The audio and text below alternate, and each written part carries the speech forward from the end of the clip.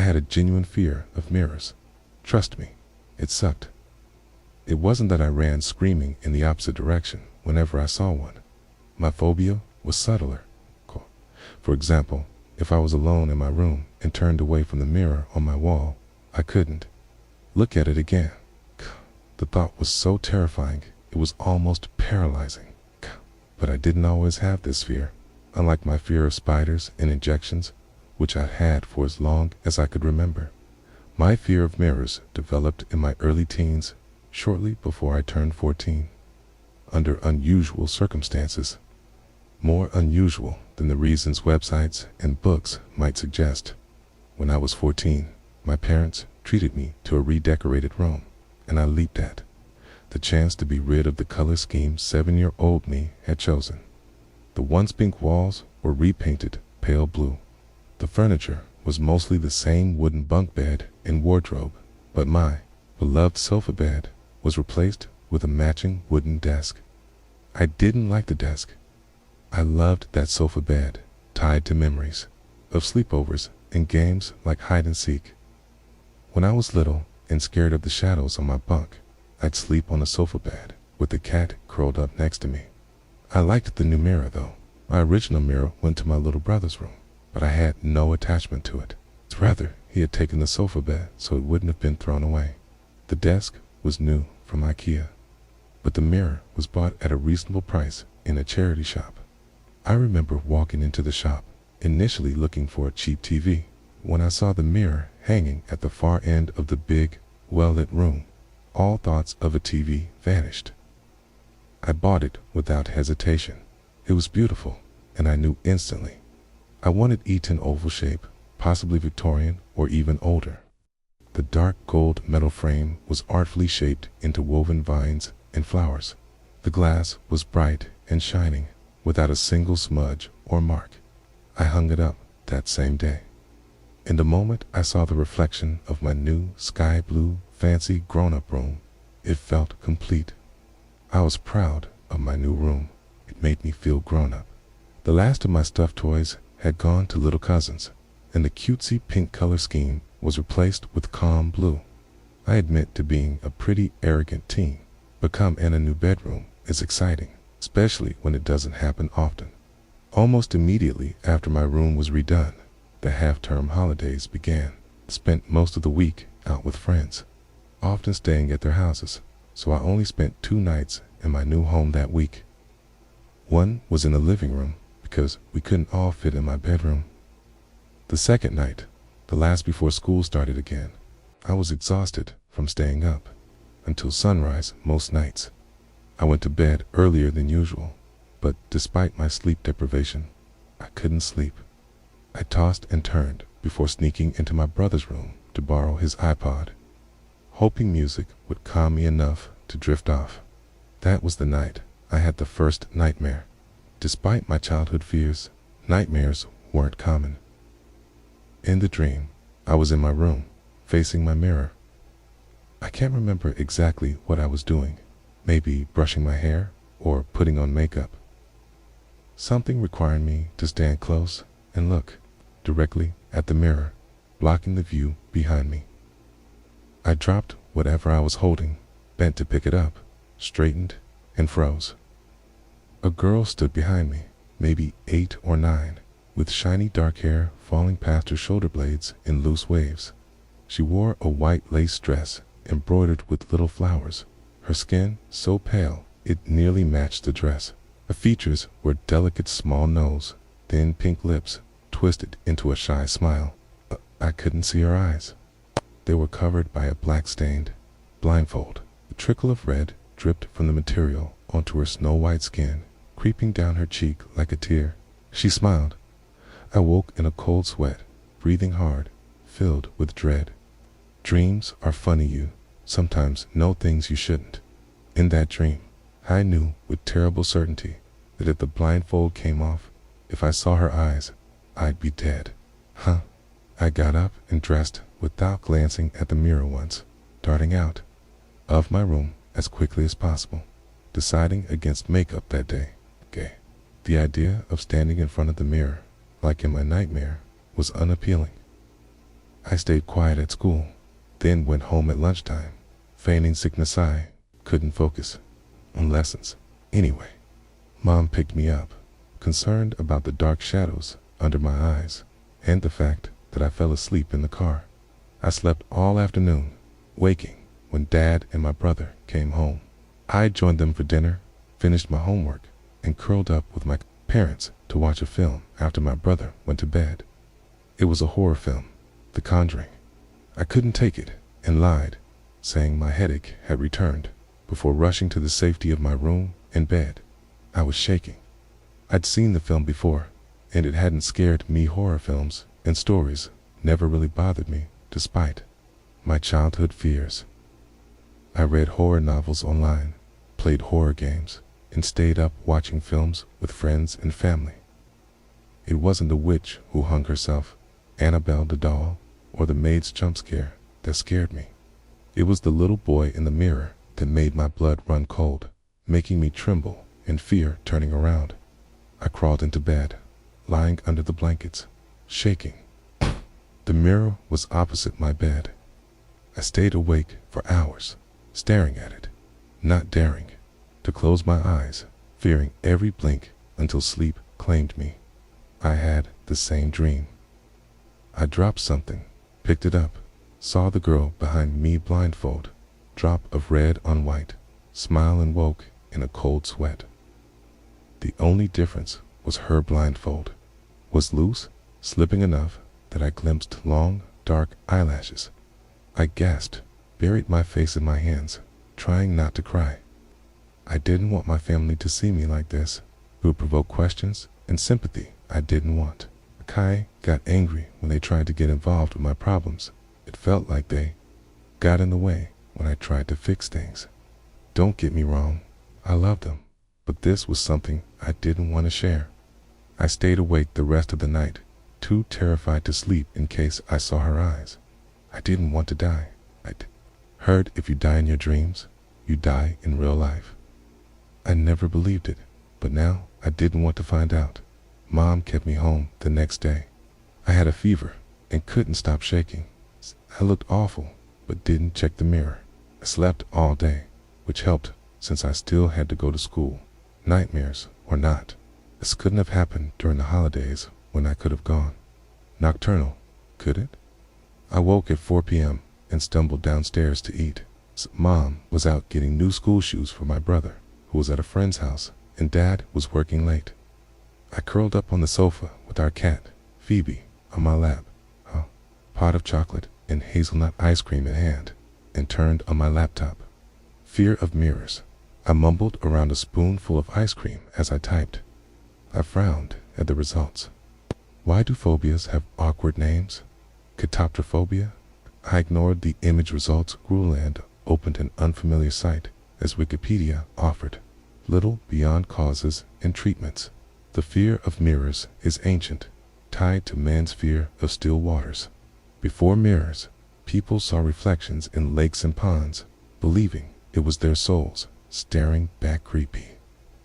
This led to the idea that souls could be separated before death. No way was that girl my soul. Tonya, that was a new level of horrifying. Didn't want to consider. Myths and folklore abound about souls being torn from bodies. Some African tribes avoided still water, fearing crocodiles or evil spirits could steal their reflection souls. Disturbed reflections meant doom or impending disaster. Babies weren't shown their reflections, fearing it would kill them. Idea that a broken mirror brings 7 years of bad luck persists today. Why create mirrors if lakes and rivers were already scary? Why make something to see your reflection perfectly and constantly? I switched off the computer and stroked Phoebe's tortoiseshell fur. She purred, rubbing her head against my hand. I smiled as she curled up on my stomach, and we both fell asleep. I'm standing in front of the bathroom mirror. She's behind me on the washing basket, clearly visible. Her blindfold is gone, but her eyes are close, long, dark eyelashes. Eyebrows tilted slightly upward, small pink mouth in a little smile, the picture of innocence. Something's odd about how her eyelids fall, but I can't pinpoint it. They twitch, her eyebrows twist into a frown, her smile into a grimace. Her eyelids twitch again, then start to open.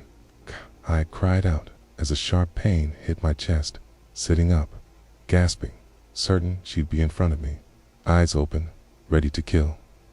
But it was Phoebe, staring with unflinching green eyes, fur puffed up like when a dog got too close. My chest burned.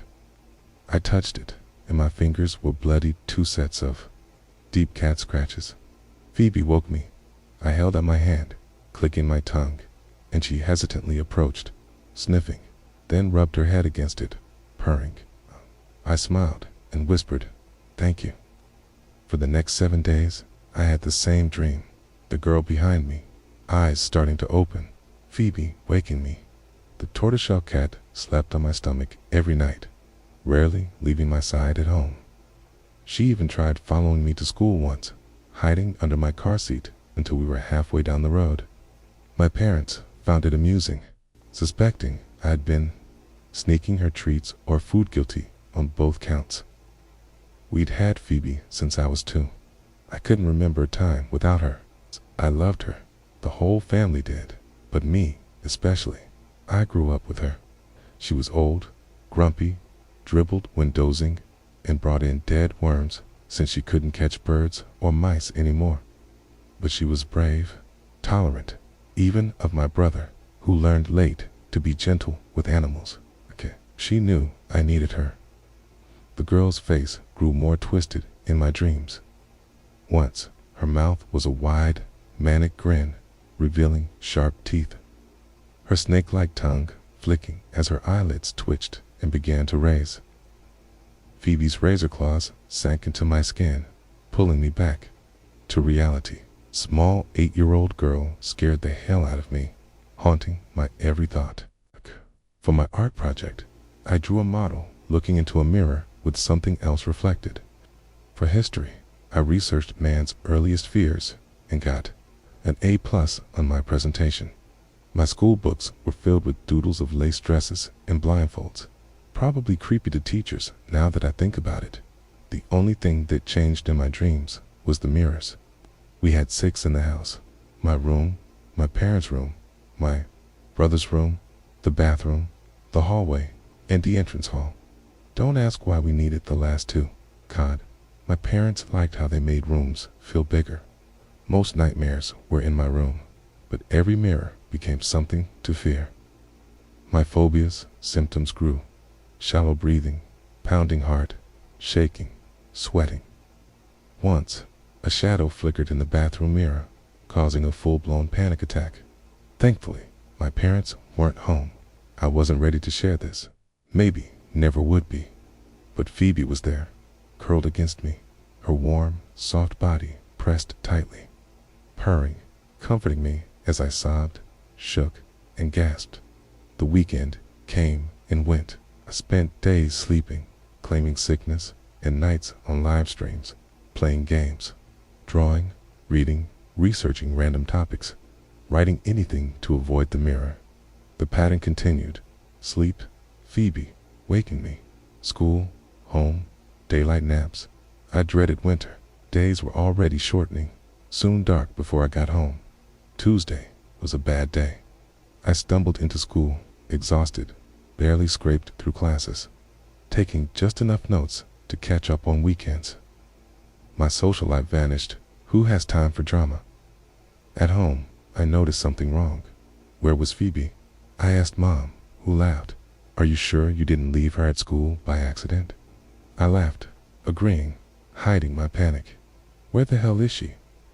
I didn't sleep that afternoon, searching the house and streets. My panic rose, threatening to choke me. Cutting my imagination conjured what could have happened. Cutting, she's dead. A treacherous voice whispered, "Cuddy, you're never going to find her, and you'll be dead too when it gets dark." It was getting dark. I'd spent the evening looking without finding her. I walked home numb, then burst into tears. Mom was at my side, holding me, whispering it'd be okay, that Phoebe was in a better place, had a good life, usual words for a beloved pet's death. None of it comforted me. She'd been there forever. I was lost without her, probably literally once I fell asleep. Bedtime came and went. My parents were understanding, especially for a school night, as they'd loved Phoebe too and knew how close we were. A dog is a man's best friend didn't apply to us. But as the evening wore on, they insisted I sleep. Phoebe's disappearance wasn't an excuse to miss school, especially after my absences. I walked to my room, subdued, like walking to the gallows. My windows were open. I hadn't left them like that, but my numbness delayed registering it. About to shut them, I saw my wardrobe door wide open, clothes strewn on the floor, a white lace dress embroidered with flowers hanging inside. It looked like it had fit me, but I didn't own dresses, let alone a vintage white-laced one. I'd read enough horror stories about creepy wardrobes to leave it be. Unable to burn it down, I got duct tape. I don't see why people don't do this in horror films. Spare, taping the wardrobe shut with so many layers you could barely see the wood. I stepped back, satisfied, but grief hit hard, doubling me over, biting my lips to hide sobs. My parents thought I was asleep. I wanted it to stay that way. Tears blurred my vision, and I missed a step on the bunk bed ladder, cracking my chin on the wood. Hissed curses, crawled into bed, ignoring the metallic taste of blood mingling with mint toothpaste. The moment I closed my eyes, I was staring into my room's mirror, but I wasn't in my room or house.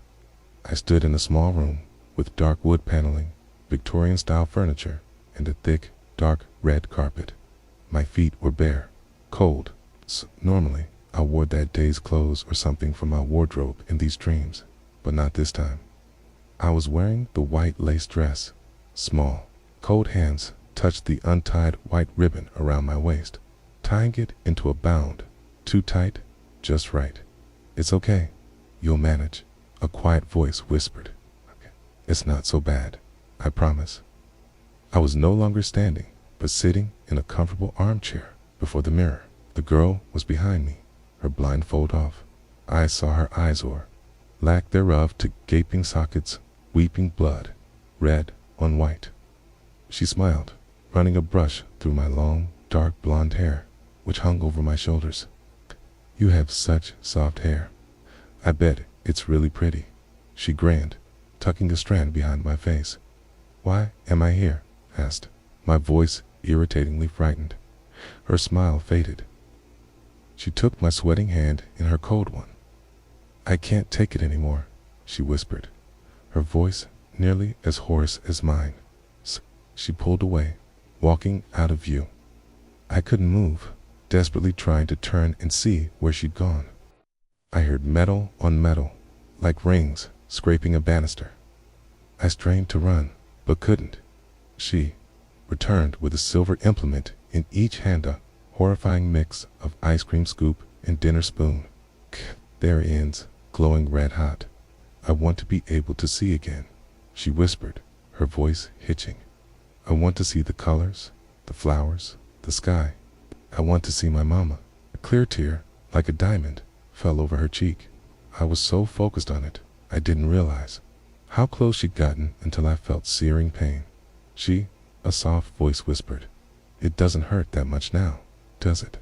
I bit my lip, nodding, terrified I'd lose more than my sight if I didn't. Soft material covered my ruined eyes as a comforting voice described the room's beauty and my hair's softness. Cool hands brushed wetness from my face. "It's going to be okay," a happy voice said. "You'll get your sight back eventually, just like I got mine." I heard laughter. "Look, she came back for you." Something soft was placed in my lap, Phoebe, purring. I kissed her head, imagining her sparkling green eyes and her face's unique coloring, split brown and black.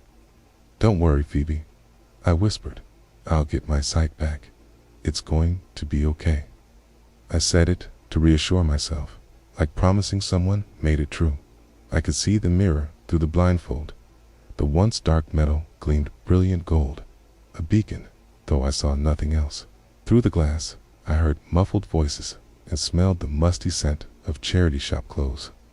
In the gloom of the mirror's glass, I saw gleaming, glowing eyes, vibrant. Mine. I stroked Phoebe's fur, setting her on the floor, locating her by her purring. I ran a hand over my dress's skirt and through my hair. I had to look nice for when my eyes saw me. The gleaming black pupils landed on me, my breath hitching. They were so beautiful, Dina. They moved toward the mirror, skirting unseen furniture, then stopped, staring not at me, but at the mirror that caused so much fear and pain. The mirror that still terrified me deep down. My eyes disappeared from view, gone for some time. I peered through my little window, desperate to glimpse them again. They returned, admiring the mirror. They bought it. They're mine.